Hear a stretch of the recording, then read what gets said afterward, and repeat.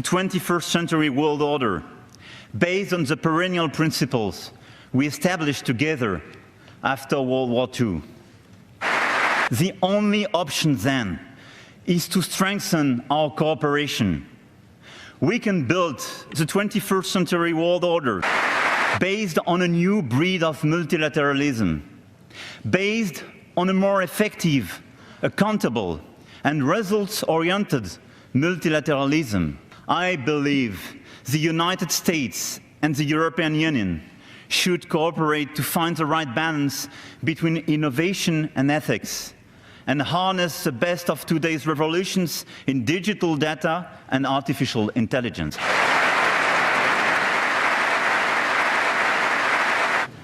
I believe in these rights and values.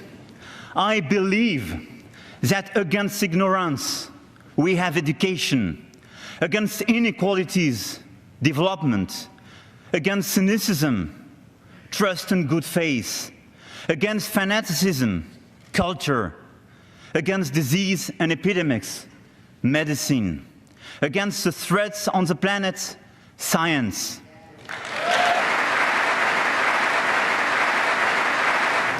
And this containment, I mentioned in one of these pillars, is necessary in Yemen, in Lebanon, in Iraq, and also in Syria. What we cherish is at stake.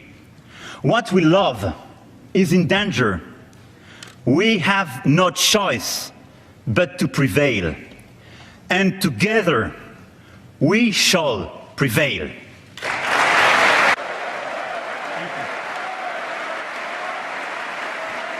Thank you.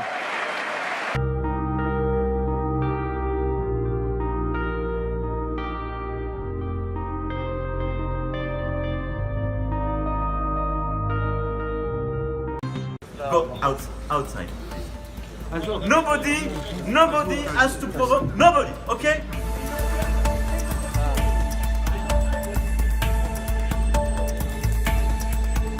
We know perfectly, everybody knows the rules. I don't like what you did in front of me. Go outside, please. I'm sorry, but we know the rules. Nobody has to provoke, nobody, okay? We keep calm.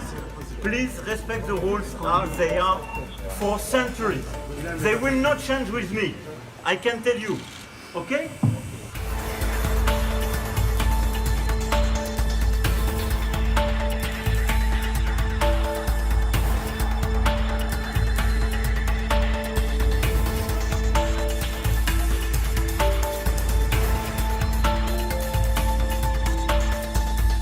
What do you want? Me to go back to my plane and go back to France? Is that what you want? This is not a method. This is a provocation. That is provocation. It's not a provocation. Please, you stop now.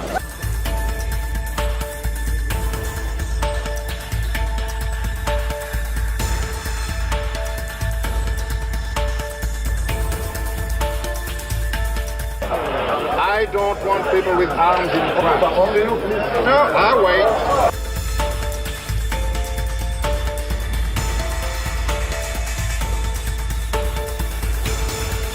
Pope Francis and French President Emmanuel Macron hold private talks at the Vatican today with European tensions over migrants as a key issue.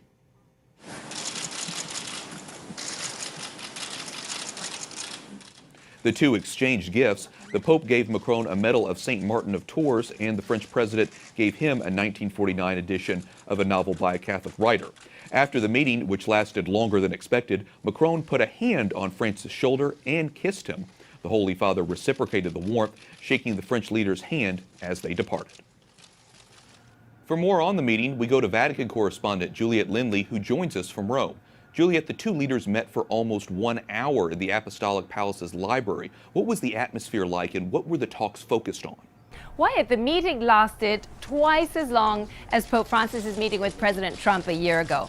And it was even longer than the meeting with then-President Barack Obama in 2014.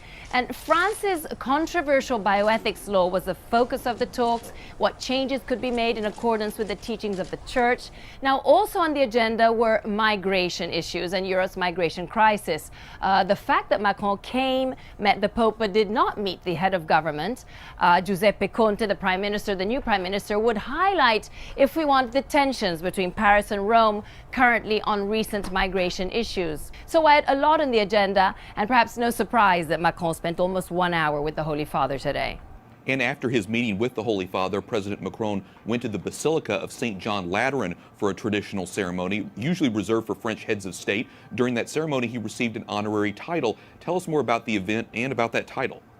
Why, the title is first and only honorary canon of the Archbasilica of St. John Lateran, which is the Pope's cathedral here in Rome, as you know. And it's a medieval tradition. It dates back to the French king Louis XI in 1482, and especially from the time of King Henry IV in the late 1500s.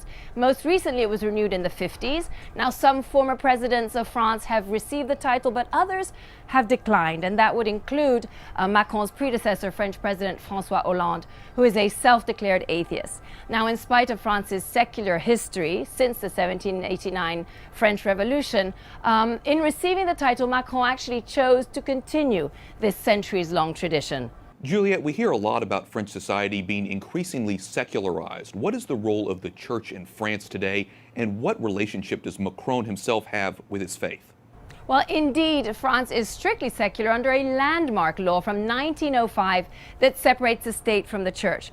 But it remains one of the country's most debated rules. And in fact, in April, just a few months ago, Macron made headlines when he said that he wanted to repair the bond between church and state. And in fact, his acceptance today of the honorary canon title was met with a certain amount of skepticism in the French press.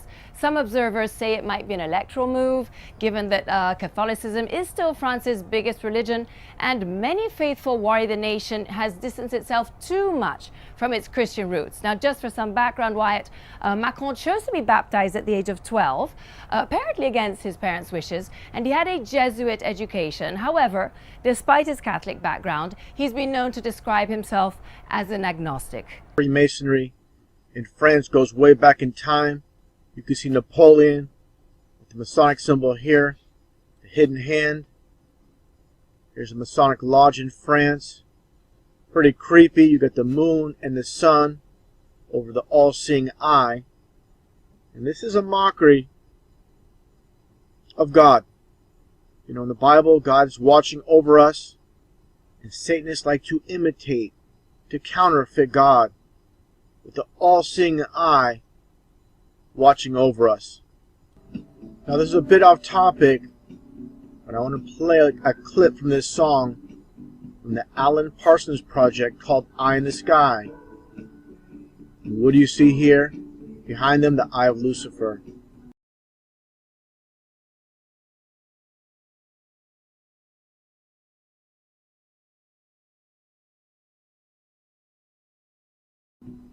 Again, the Eye in the Sky.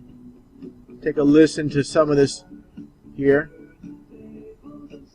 The lyrics from this song, the occultic meaning.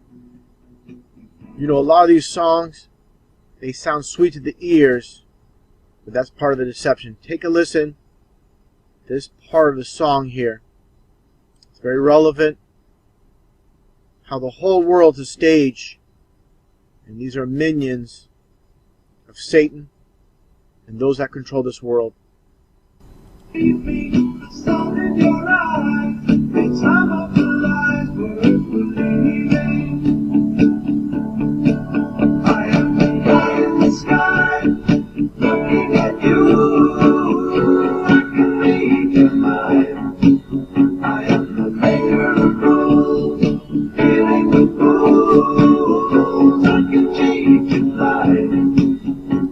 Talking about the eye in the sky. I can read your mind, and I can cheat you blind. And that's a reference to their false god, like I said, Satan, their eye in the sky, complete mockery of God. Now, getting back on subject with the French Freemasonry connection. This old poster showing Baphomet. You go right there. Some more imagery here. Now understand that, again, the French connection. Of course, when the U.S. was established, by the Freemasons, the French constructed the so-called Statue of Liberty, which is nothing more than Apollyon or Apollo in disguise. Transgender image of Apollo passed off as a female. There's a construction in France. More images here. The so-called Statue of Liberty. Getting back to the 33 hoax code. Flight 93 in Shanksville. And of course, what do you have? 33 passengers. No plane crash there, of course. Just a quick little reference to 33 being their hoax code. Bill Gates fears global pandemic. This is regarding Ebola. Supposed Ebola virus outbreak could wipe out 33 million. And also the French connection when it comes to 9/11 with the Naudet brothers, the French crew, TV crew in New York, filming these firefighters during a drill. Let me fast forward here a little bit. This is the French connection. And again, the Naudet brothers, it's like Illuminati. Always a play with words. This camera crew, of course, being selected because they're French and the names involved. Again, the play on names. And also this video I uploaded earlier in the week. This was filmed by a French TV crew as well. Of course, Freemasons behind the scenes calling this. I want to point this out. I didn't state in the video. With Depeche Mode on top of the Twin Towers, Depeche Mode have nothing to do with the actual lyrics of the songs. There's people behind the scenes that write the song lyrics and they perform the song. Just like the performance on top of the towers was not their doing. There's people behind the scenes, their managers, their agents calling these shots. They're not the ones dictating anything. They are employed by the so-called elite that run the music industry.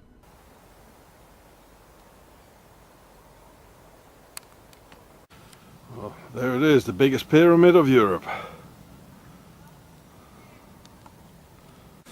So here in Holland is the biggest pyramid of Europe. It's 36 meters high. It has an obelisk on it.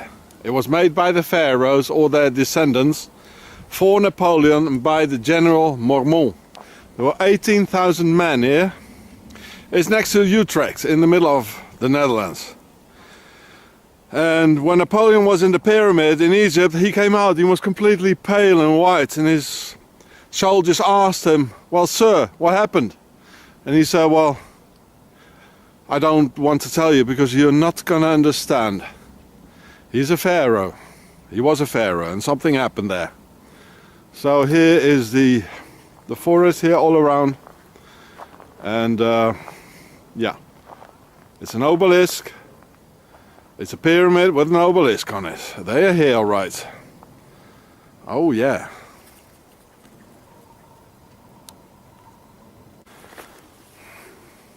So this thing was built in 1804 by Napoleon and for Napoleon, who felt himself as a pharaoh. Why else? They are here. What more proof do you want? Pyramid and an obelisk. Do you need any more proof? Well, watch the pharaoh show. They're here and they're ruling. So here we're not far away at all of the Bilderberg Hotel, where the Bilderbergs with this Prince Bernhard started. So this is the biggest pyramid of Europe, it says. Well, I don't understand everything, but it's like German.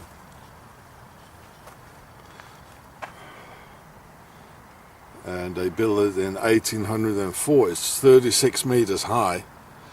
Well, Napoleon, he loved pyramids, eh? The pharaohs.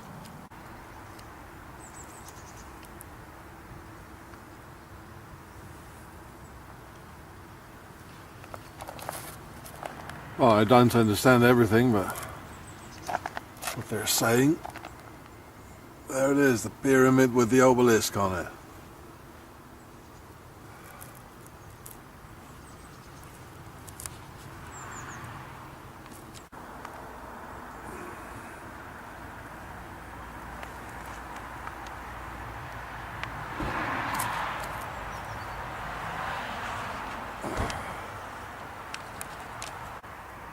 The Pharaoh.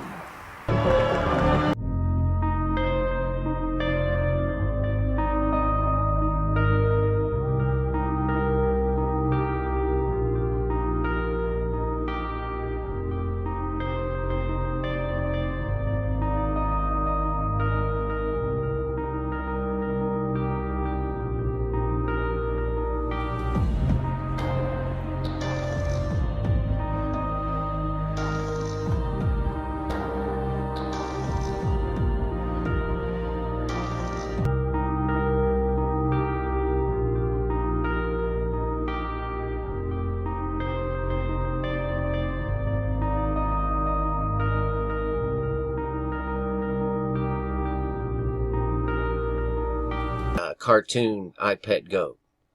Heliofant, right? And we've already looked at the crown of thorns disappearing as the cathedral crumbles.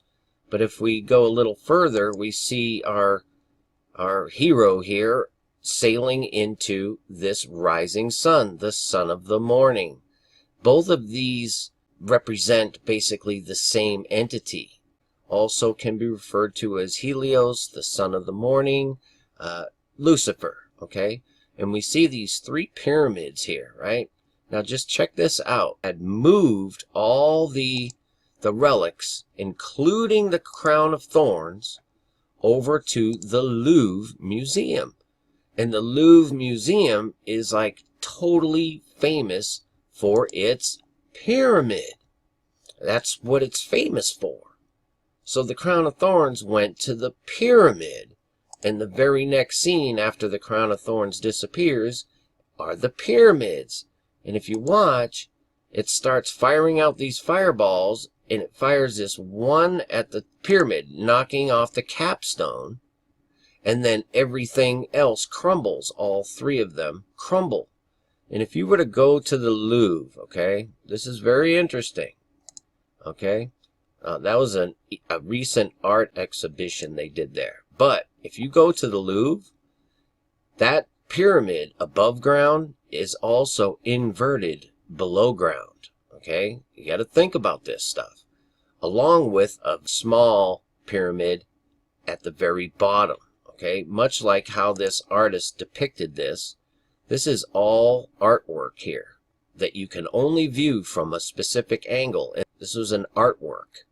Okay, normally you don't see this. Normally you would see just the whole facade here, the whole, thing. It's the Louvre. And sure enough, it hits this pyramid. I just found that to be really strange. Especially if you go to Paris. I mean, it's just off the charts satanic, this whole city, but especially where the Louvre is. The cathedral's over here, right, on this island. The Louvre is right across the river, right here. And this is the location where all the kings, Marie Antoinette and Napoleon and all those, they ran the show from this area. And that pyramid is right here. And the real crazy thing is if you go down this major thoroughfare here, the Champion Parkway, whatever it's called, and it brings you to the giant arch where Trump and all the dignitaries met back on November 11th. That big giant arch is right in the middle here, and this big spider-looking thing. Okay, but back more towards the Louvre here, they have an obelisk right there as well, and it's literally from the Luxor in Egypt. It's a literal thing in Paris that lines up perfectly with this pyramid that's back here. This is crazy. Pyramid's here. The obelisk is right there. Then you go down to this crazy mad arch, okay? And then down the very end of this is where it's really insane, okay? There's these buildings down here that are just like so bizarre, where this whole thoroughfare ends. And this is what's at the end of it. Look at that thing. It's a giant portal or doorway, a cube, if you will. That is nuts. And that's down the very end of this whole craziness. I mean, this town is just ready for total spiritual warfare, man. This is steeped in satanic everything. The whole city. Just like New York, Washington, D.C., all of them.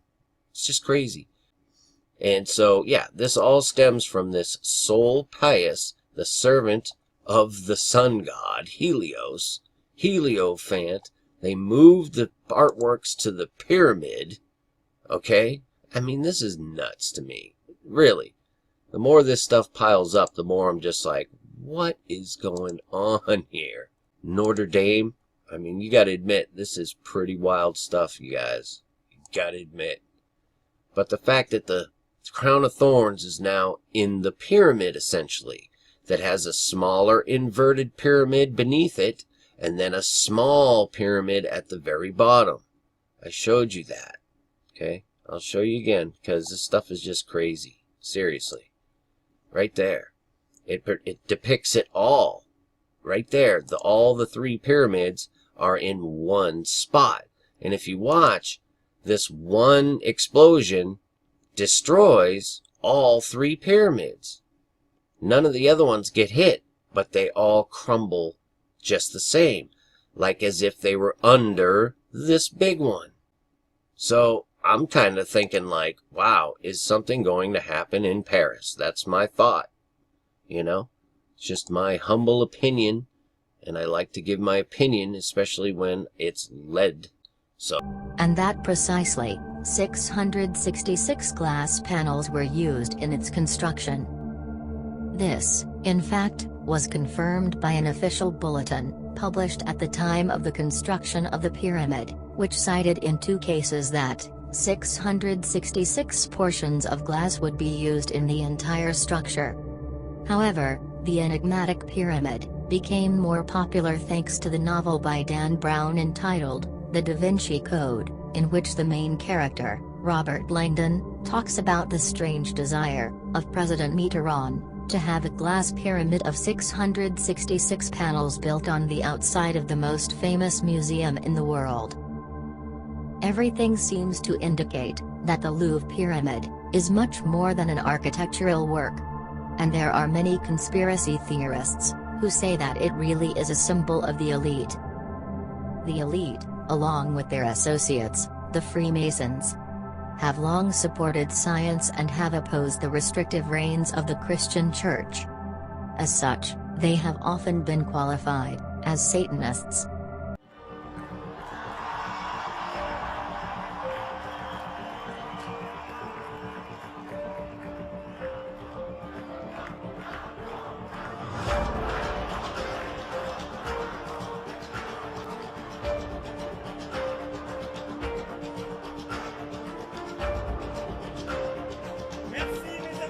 Thank you, my friends.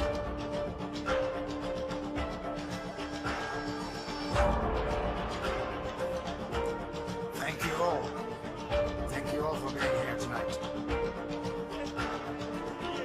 There are tens of thousands, and I can only see a few faces. Thank you.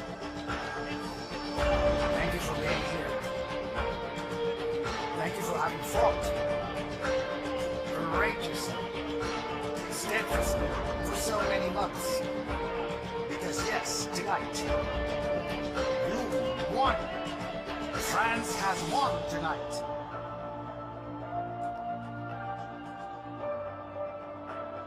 Ce que nous avons fait, What we have done for so many months now. Is unprecedented, has never been seen before. Everybody was telling us that it was impossible.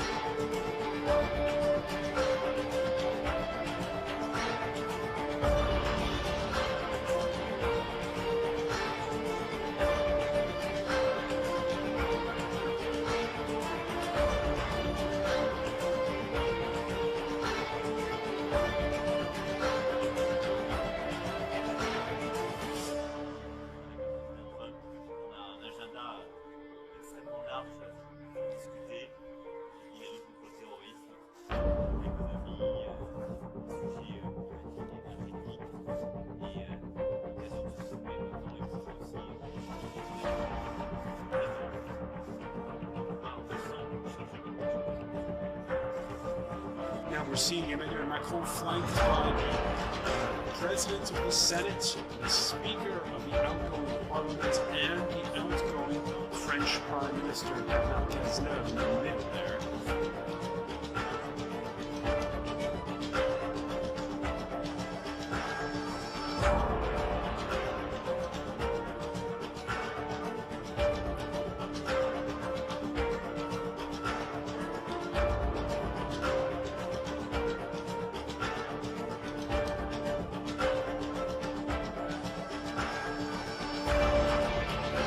All right, it's time now for our close-up look at the beauty of Paris with Paris Muse. Today, we welcome Dr. Laura Osorio on the set. Hi, Laura. Hi, Dee. Specialist in archaeology. Now, today we're going to talk about something that's become perhaps as iconic as the Eiffel Tower. The Eiffel Tower, of course, was built to celebrate the 100th anniversary of the French Revolution. You're going to talk about something that was built to celebrate the 200th anniversary of the French Revolution, the Louvre Pyramid. Exactly. So the Louvre Pyramid was completed in 1989 to mark the bicentennial of the French Revolution of 1789. It was designed by Chinese-American architect I.M. Pei and commissioned by the then French President François Mitterrand. It marks the entranceway to the museum's 3 wings and was originally built as a scheme to decongest the museum from the thousands of daily visitors to the Louvre. These 3 wings, which are named Richelieu, Sully and Denon, are marked by 3 smaller pyramids. And these 3 small pyramids stand above the passageways to the galleries. And this underground area also has ticket offices and teaching spaces. It's interesting because now the Louvre Pyramid seems like such a part of the cityscape here, but I was here when they were building it, and I remember how controversial it was. Indeed, it's now very iconic, but it did garner some controversy when it was first commissioned. Pei was, for example, the first non-French architect who had been asked to sort of work on the Louvre. The I.M. Pei, of course. I.M. Pei, exactly. And the Louvre Museum is in a former palace. So it had been the residence of the French royalty since the 13th century. Yeah, so a monumental glass pyramid in the centre of the Louvre courtyard was felt to be too modern and so too much of a departure from the historic setting. And we can see some of the pictures here too. It was quite an impressive project too. Indeed, the diamond and triangular-shaped panes that were constitute the pyramids were specially fabricated to be as clear as possible. So, for example, advanced yacht technology was used for the steel girders and cables that hold those panes together, making them as small and unobtrusive as possible. So, constructed of steel and glass, Pei stated that this was a work of our time. Now, of course, it's also a work that speaks to the history of world art, and one civilization in particular, that of ancient Egypt. So Pei did construct the pyramid to the proportions of the Cheops pyramid at Giza. And this pyramid was included in the ancient Greek historian Herodotus's list of the 7 wonders of the world. So you could argue that the pyramid doesn't detract from the historic nature of the building. The Louvre and its pyramid lie along Paris's historical axis, so it's a long line of historic buildings that run all the way to the end of the Champs-Elysees. And it is an impressive sight when you're standing at one and you can look clear down straight to the other. Straight the way to the other, where of course stands the Arc de Triomphe, built by Napoleon Bonaparte at the beginning of the 19th century. But so past the Louvre and the pyramid, Napoleon's other triumphal archway, the Carousel Arch, and the Tuileries Gardens, lies the Place de la Concorde, at the centre of which is an obelisk that was taken from the Temple of Luxor in Egypt and erected in Paris in 1836. So the pyramid mirrors the Egyptian theme, but also presents a contrast to this more than 3,000-year-old obelisk monument. Yeah. The position of the pyramid in the Napoleon courtyard is also significant. Napoleon led his army into Egypt in 1798 with soldiers and sailors, but also with scholars and scientists. They were going to capture Egyptian soil, but also seize artifacts, study ancient Egyptian culture and wildlife, and link their French Empire to this great civilization. For example, the Rosetta Stone, which was famously used to decipher the hieroglyphs, was initially taken by the French, but was lost when they they surrendered to Nelson's British army, which is why the Rosetta Stone is now in the British Museum. But Napoleon did say that 40 centuries of history gaze down upon us from the top of these pyramids, and his victory over Egypt at the Battle of the Pyramids sealed, sorry, for posterity, sealed for posterity, the modern discovery of Egypt by France. Laura, we just have a quick minute left. Can you tell us a bit about the excavation of the medieval Louvre that's underneath it? That's right. So at the Sully entrance, underground, there are foundations of a fortress built in the 12th century by Philippe Auguste to protect the city from the English army under Richard the Lionheart. So underneath the pyramid is the oldest part of the Louvre, so it's another juxtaposition between new and old.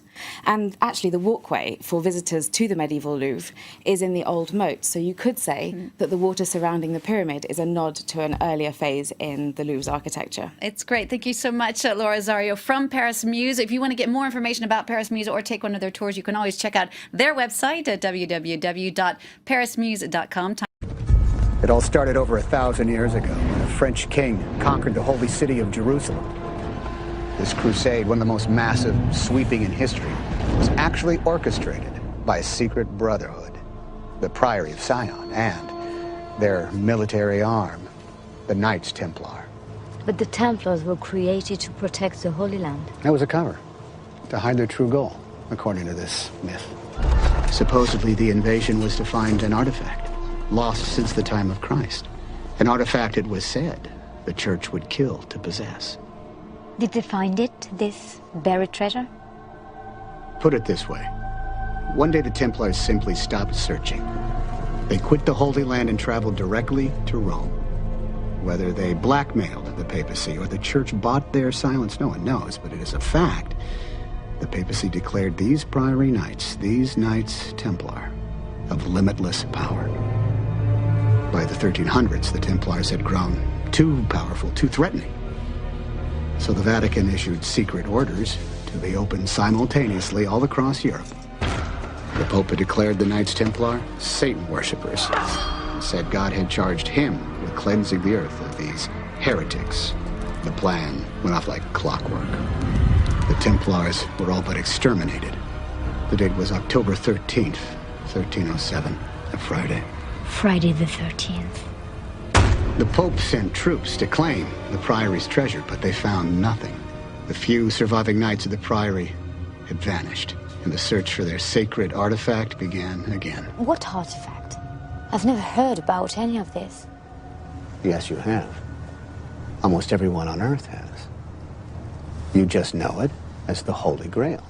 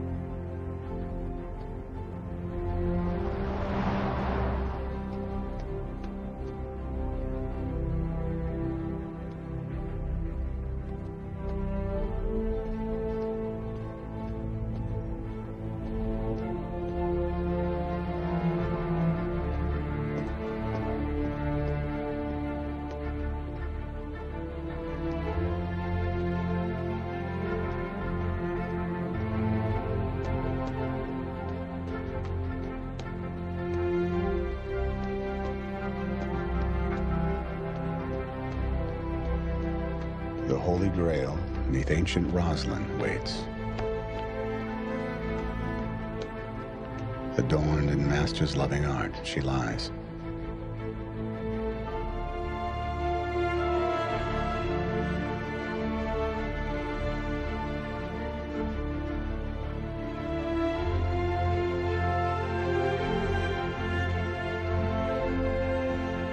The blade and chalice guarding o'er her gates.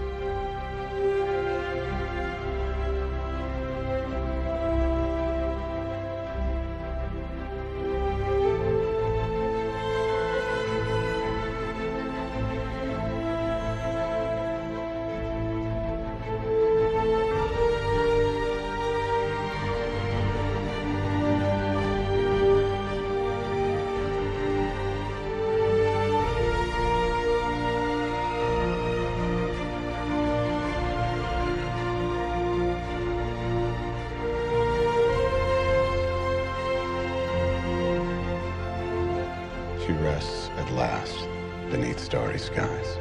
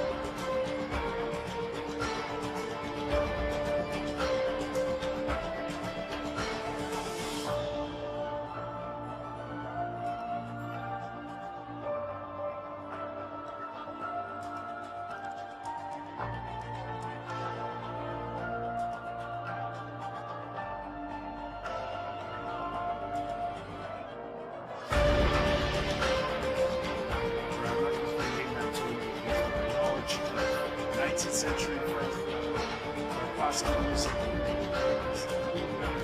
It's French.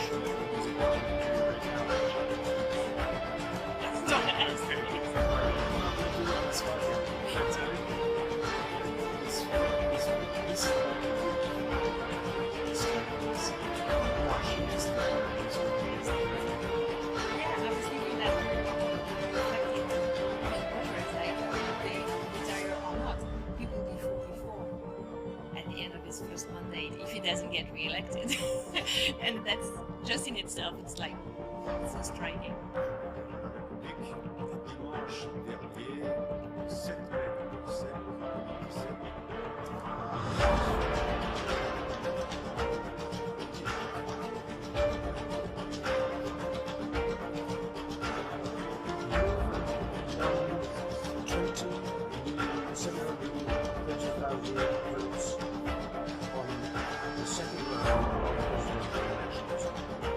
Absolute majority of votes in compliance with Articles 6, 7, and 58 of the Constitution. The Constitutional Council on Wednesday, the 10th of May, proclaimed me as the President-elect of France, the 8th President elected by universal suffrage under the 15th Republic. And today, on Sunday,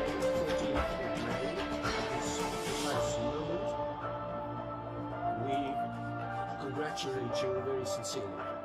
Hey folks, everything new and sun. Here is some fascinating conjecture. Something interesting about Macron, about specifically what he said. Now, of course, we all know that French President Macron says he'll rule like the Roman god Jupiter. And this is from mrctv.org. There's also Breitbart. You can go to all sorts of outlets and see where he said that. So Kent's speaking about the history of the church, and the temple, the second temple, was desecrated. And it was desecrated by Antiochus. And so it starts here. Antiochus did indeed desecrate the temple in Jerusalem on December 25th, 168 BC, by setting up a statue of Zeus, Olympus, some say Jupiter. Remember, we just said that Macron wanted to rule like a Roman god Jupiter, resembling Antiochus. He then sacrificed a pig on the altar. It remained desolate for 3 years. What does the Bible say about the end time and the third temple? At the halfway point, the Antichrist, which reveals himself basically at the start of the 70 tribulation, will at the halfway mark desecrate the temple, the abomination of desolation, where he sits on the throne in the third temple as God. And so who is that Antichrist figure going to be? Well, if the history is just a rehearsal, what has happened in the past, a rehearsal for what's to happen in the future, Antiochus basically set up a statue of Zeus or Jupiter in the temple to desecrate it. That's one of the things that desecrated it. And what do we see here? Now we see another person today who is a leader of France, who says he wants to rule like a Roman god. Who better? I mean, if he were the Antichrist, he would fit in quite well, because he would be like the Greek god Jupiter if he desecrated the temple, sat on the throne in the temple. So what does... go away, Perrier. I want to go to this one here. Who is Jupiter? Let's go to Bible history first. So here's the proof, BibleHistory.com, so you know we're not making this stuff up. All right, so this is, like I say, BibleHistory.com. Antiochus the Fourth Epiphanes bust, his bust there.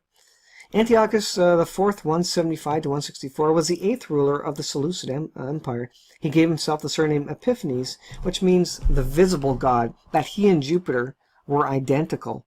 So he desecrated the temple, the second temple. So wouldn't it stand to reason that someone claiming to be the god Jupiter, this guy thought he was the god Jupiter, the visible god Jupiter, wouldn't it be interesting that another person claiming to be the god Jupiter, or like the god Jupiter, the apparent, there is no god Jupiter, but like the Greek god Jupiter, wouldn't it be interesting if not the dress rehearsal, but the actual live performance, the end of the, the end of the book, the end of the world situation, the desecration of the third temple, the person who sits on it, wouldn't it be interesting if that person described himself as the god Jupiter, or like the god Jupiter.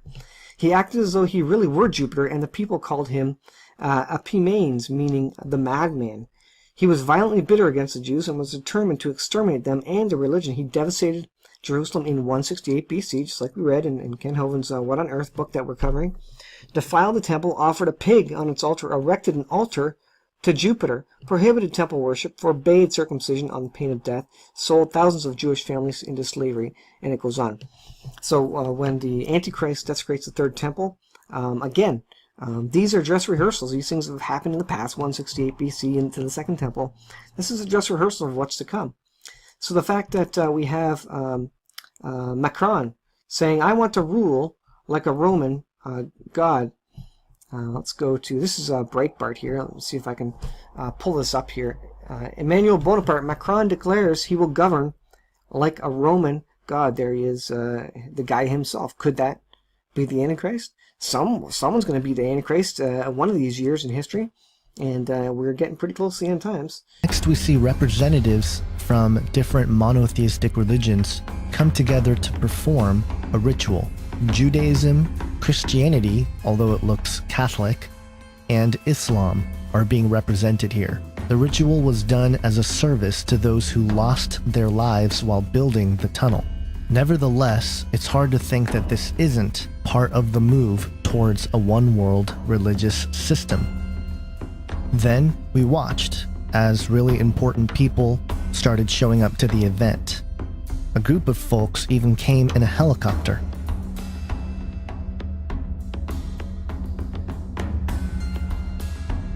The outdoor location of the beginning of the ceremony had a spinning wheel probably representing the drill they used to build the tunnel, but then again, it can have more significance in terms of a gateway about to be opened.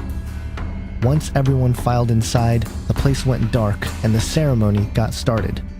Eventually, the president of the railroad company came out to speak to the crowd. Sitting in the front row is this guy, who's got the staff that has a strange goat head, which is clearly in reference to Cernunnos, the horned god. Aside from the obvious fact that the name has Cern in it, Cernunnos is a god found in Celtic mythology. He is the god of fertility and vegetation, and is considered the lord of the forest and master of the hunt. He also has a connection to Pan, the Greek satyr, which is interesting because the location where Jesus declared that the gates of hell won't prevail against the kingdom of God, he was standing in front of the grotto of Pan. Cernunnos is also associated with Wicca, as it is also a wing of paganism, and as we will come to see, this horned god becomes the center of the ceremony ritual. We then see 5 horses with a carriage and a trumpet sound to signal the performance part of the ceremony. Interestingly, this ceremony cost 8 million euros to make, which is a lot, but not compared to the 8 billion it took to build the tunnel. The BBC explained that the ceremony was celebrating Alpine culture and history, which tells of a story of Swiss villagers who asked the devil to build a bridge so they could cross over the mountain range. The devil agreed under one condition, that he would receive the soul of the first person to cross the bridge. Once the bridge was completed, the villagers sent a goat across the bridge instead of a person. Well, this really upset the devil, and the devil decided to crush them with a large boulder. But after a woman put a mark of the cross on the rock, the devil was unable to touch it, and the devil descended back into the mountain. While this is the public story, what I and many others believe this performance represents is the release of the devil from the underworld, and it will become evident as we go along here. This is the point when the ritual becomes truly bizarre.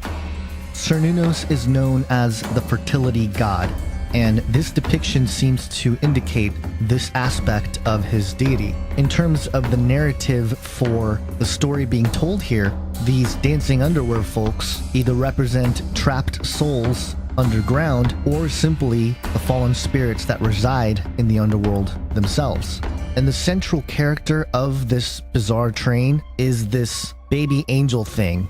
It looks like the person playing this character is a female who is wearing the mask but is topless. And this sort of gender blending is consistent with the occult perspective, as we see male figures with female attributes or androgynous entities in the occult, such as Baphomet. And perhaps this represents the angel that can appear as an angel of light, as Satan is described in 2 Corinthians 11, verse 14.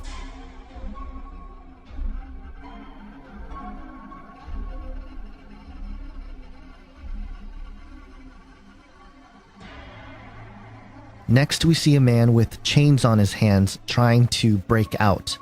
Again, on one level, this probably represents the workers that were deep underground and perhaps trapped as a result of their work. But this imagery to fallen angels being trapped in the underworld and Cernunnos being the god of the underworld is difficult to overlook. 2 Peter 2:4 says, "For if God spared not the angels that had sinned, but cast them down into hell or Tartarus, and delivered them into chains of darkness to be kept unto damnation."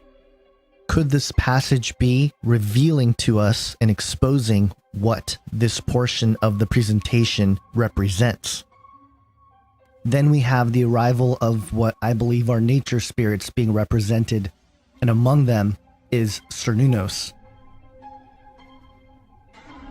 After a long dance, Cernunnos and the spirits are confronted with the living who offer their sacrifice. Now, these images are undoubtedly disturbing, and it looks worse because I've sped up the video. And here we see clearly the message being that these entities are trying to ascend from the underworld And they're doing so with the rituals of the people and their sacrifices, allowing them to open the abyss and come to the surface. One of the sacrifices is depicted as a lamb, and the red-headed giant figures definitely echoes modern witness accounts of the Nephilim.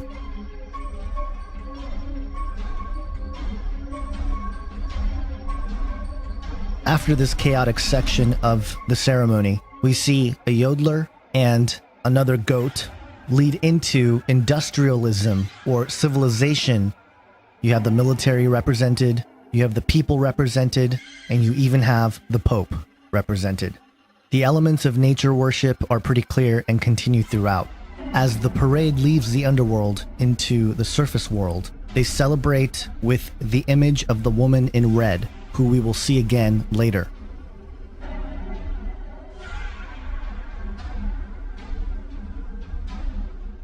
And if you thought that was weird, wait till we see all the stuff that they did above the ground.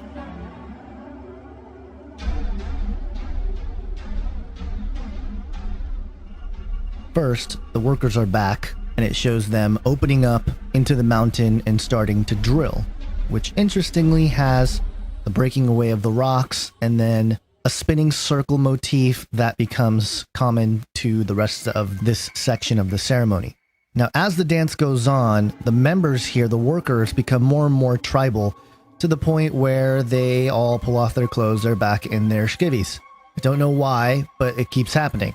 The sequence that shows 3 workers turn into 3 spirits is very interesting.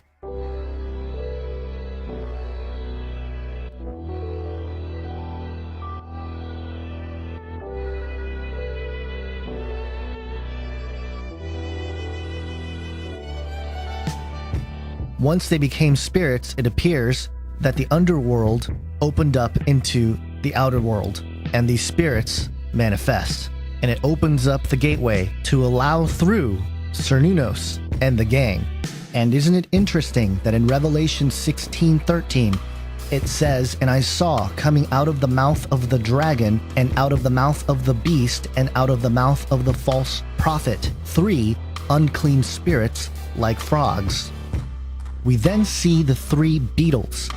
Now, beetles in Egyptian mythology and Gnostic teachings signifies immortality and regeneration, which is interesting because this is exactly what we saw here being represented. And perhaps what is happening here is that beings like Cernunnos, demons, fallen angels, are trying to display their immortality by regenerating into our world again, as they once did in the past. There are several things to notice here. The eyes all around being a spiritual motif that we find on angels in the Bible. But then it gets even worse.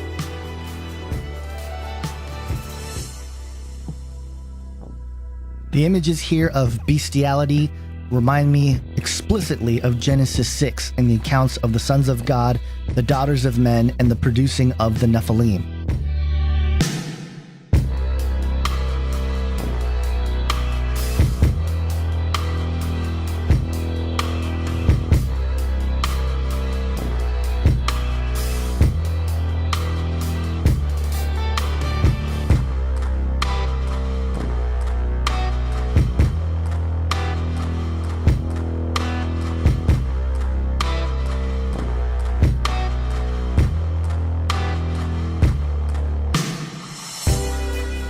The last part of this ceremony shows the people from the crowd come forward and all gather at the world tree, an upside down tree, clearly indicating the underworld.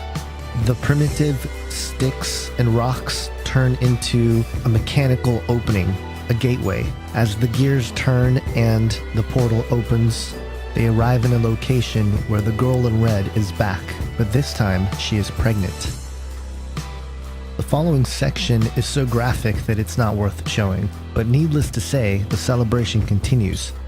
Eventually, as the clock starts to count down, their attention is turned to it. But as they near the clock, time starts bending and changing, and eventually we see the people fall to their knees and bow down to time. This is a very interesting gesture. perhaps to the god Kronos. But maybe they were just excited about the train arriving at the other side of the tunnel. What does any of this have to do with CERN? Again, not just the geographical location that's so close, but if you think about the ideologies and philosophies that undergird CERN, not only from the scientific perspective, but what many believe to be the occult or hidden agenda, then what you just saw through this ceremony makes a lot of sense, because it would enhance those particular thought forms and energies that they are trying to conjure.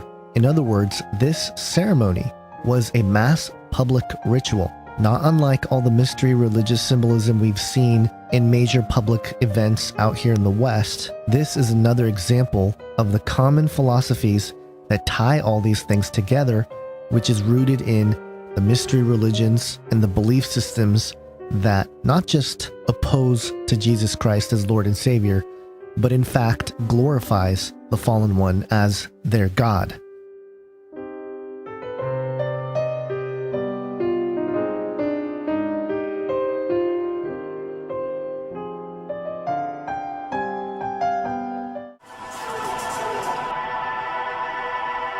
That he who occupies the top of those mountains can literally shape the agenda that forms nations.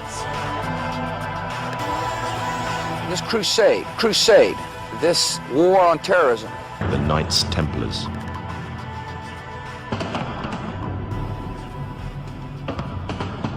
In Jerusalem, the Templars began to deviate further and further away from the practices of Christianity.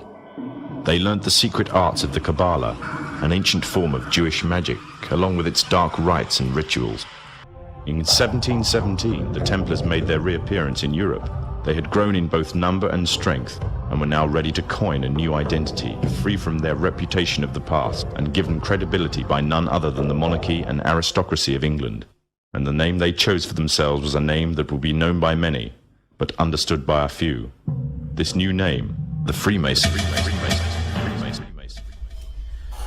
Now, at its very core, this issue seems to tie right into the Knights Templar. And I know that sounds very strange from the get-go, but honestly, this deception that's coming into the church is actually tied to the Jesuit Knights Templar, the government of the Order of the Temple of Solomon.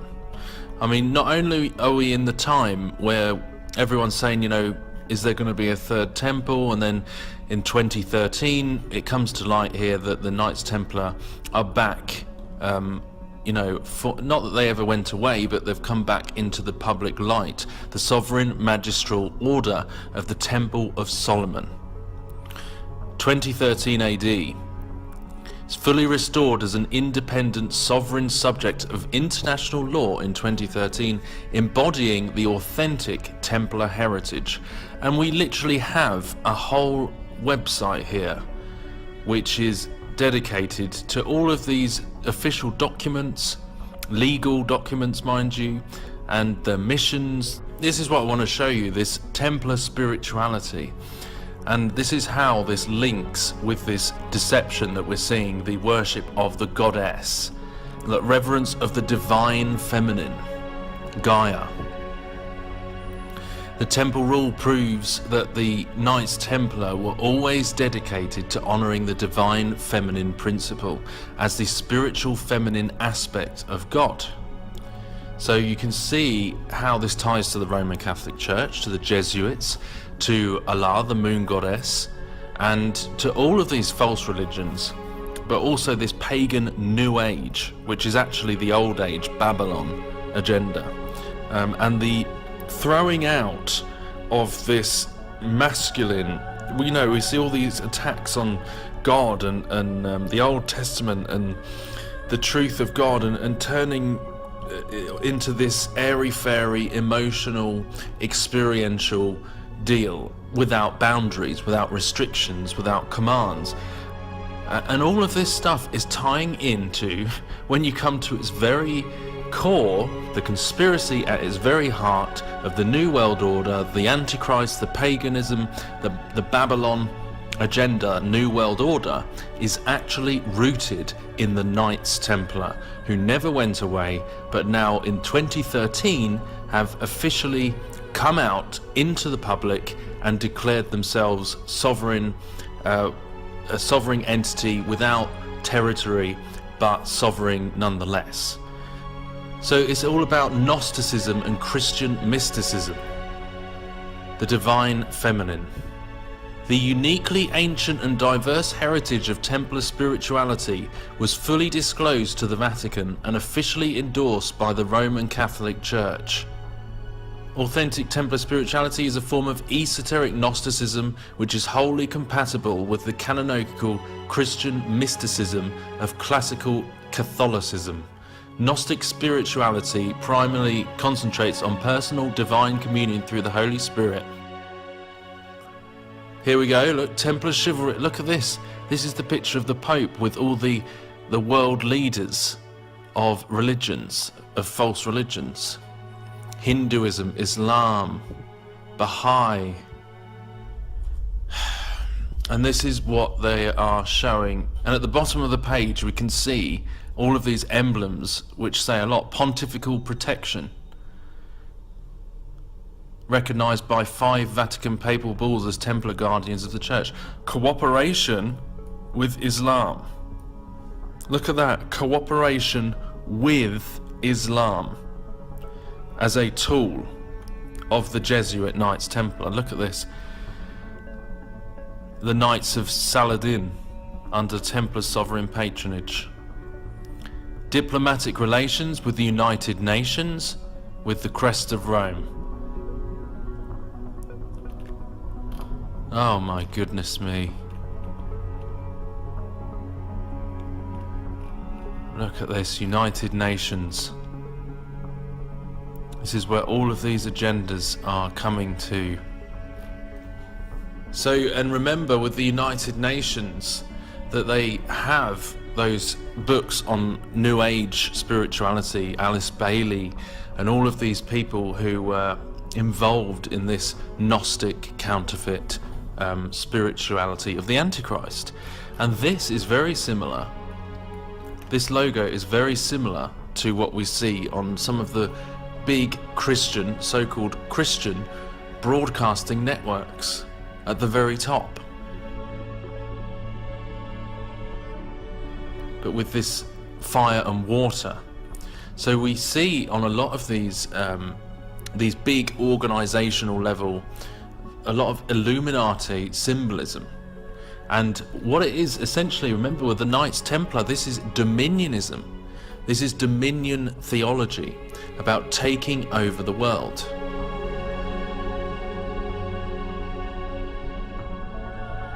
So this explains the influx of false doctrine of Jesuit infiltrators into churches, into the mainstream Christian media, and all with this core belief of the Holy Grail, the divine feminine Gnosticism that they are really pushing onto churches and losing those boundaries. That they're advertising it as something like in Hollywood, you know, we need to get out of this box and we need to, you know, forget all the old stuff. We need to free ourselves, liberate ourselves, liberation from the old into this new spirituality, which is a lot more humanistic and it's a lot more divine, and you feel more, you experience more, and that's the cheese on the trap that they're trying to pull people in. I mean, yes, there are certain good things to Reformation, but they are staging a counterfeit Reformation, which is a Knights Templar Gnostic Reformation, and they're pulling people into these horrific scenes which I showed at the beginning of this with Bethel music and all of these people that have counterfeit revivals, counterfeit prophecies, counterfeit signs and wonders. These groups that are actually pushing a Kundalini spirit. These you know, these counterfeit crusades that they hold at the, you know, these top levels, which are coaxing and coercing people into a counterfeit spirit